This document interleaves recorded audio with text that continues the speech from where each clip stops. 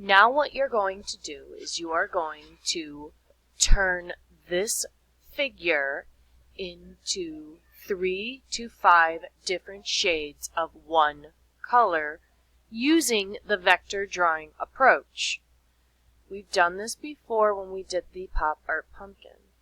First thing you're going to do is select your polyline tool, and you are going to select the whites of the figure. Remember, take your time. You always want to start with the lights of your figure and choose your fill color.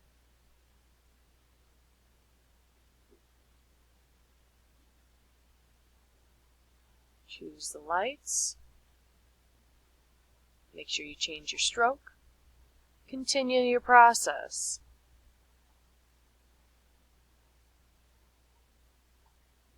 Pull it out. Piece it together. Get all of your lights that you possibly can.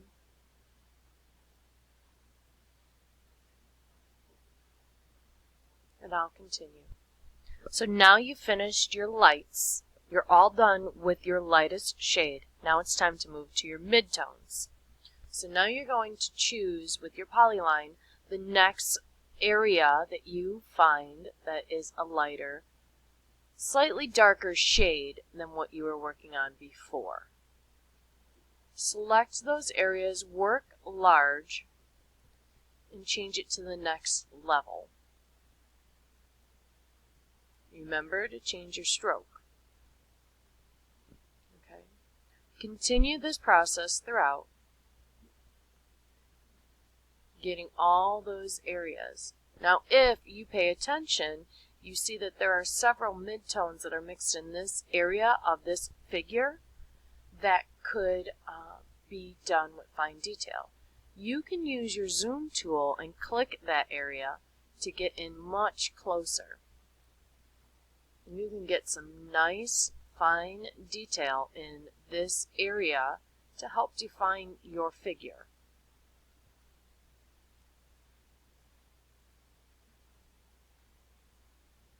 So as I work, in a few minutes you'll see the end result.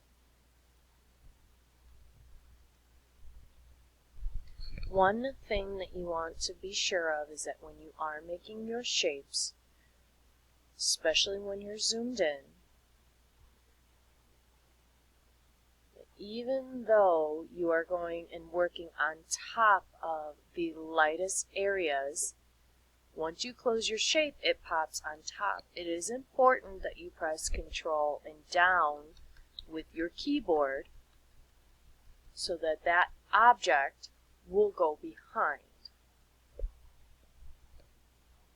So once you finish your second shade that you've gone slightly darker with, you're going to move, of course, to your third shade. So you'll choose your polyline tool. You're going to move to that third shade of darkness. I always start with the larger areas, and I'm just selecting, especially for this particular figure's t-shirt. Getting that shape, taking my time, pulling it out. And if you notice, I'm just going around the shape, so you'll start to see I will be closing on top of what I just did. So this is how I'm going to fix it. I'm going to make it a slightly darker shade, just one level down, not by much. But I must make sure I press Control and the down arrow on my keyboard. Okay? Let it go all the way back, and then what you'll do is you'll pop it up with the up arrow twice, and that shirt will come back. The other thing is that you want to make sure that you're using your zoom tool. You can zoom in and out, you can go 200%, 100%, whatever you want. So for example, I want to work on his face. So what I'm going to do with my zoom tool, now that I have it selected, I'm going to click his face. I'll use my scroll bars on the outside to really define that. And the reason why you want to use your zoom tool is so that you can really get into that fine detail. The more time you take on the details and pulling out the highlights and the shadows, the easier it will be when you are trying to get darker and darker pieces for your whole artwork. So I'm almost done with his face. I'm just trying to get that third level of shade.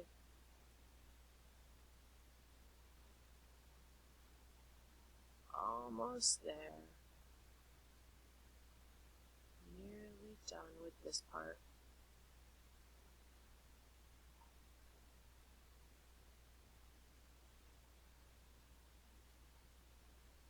Got under his chin. Getting that last part. And I'm okay with going on top of other areas, because I know I'm going to use my control and down arrow. Alright, feels like I covered a lot up, but I'm going to press control and down. Let it go all the way to the back, and then I'll pop it up 2 layers. See how his face is starting to form? So I'll finish this up. So you finished your 3rd layer. Now you're going to make the decision, do you need to make a 4th, final layer, or do you need to make another darker shade before your final layer? I feel here with this runner, I'm okay with doing a 4th final layer. So now I'm going to go ahead and start selecting all the dark areas on this figure.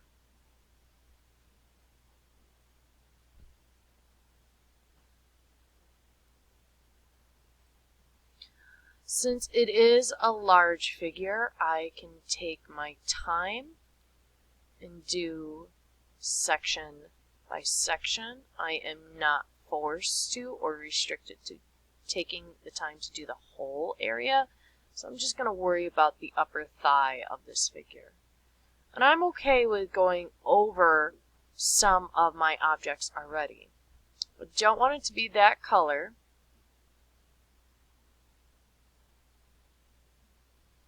And I want it to be a lot darker.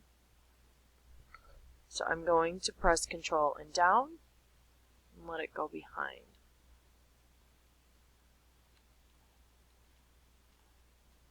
Alright, and I'll continue this. So I'm pretty much done with my runner now. There's nothing else I need to do. I'm going to take a close look at my runner and see if there's anything else I need to do with him.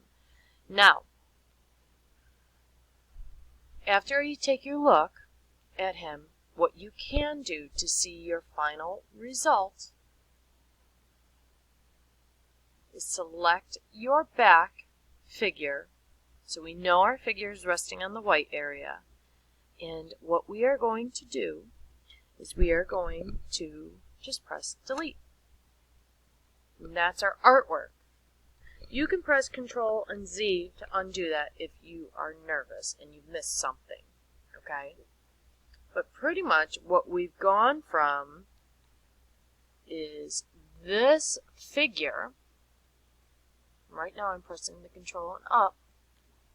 So he's right behind. Okay, we've gone from this figure, Control and down, to this figure. And you'll see how we slowly pieced it together. The way that I see it is from lights to darks. Other people may see it opposite and see it from darks to lights. But as long as you've achieved this, you're good. Then you're done. Excellent work.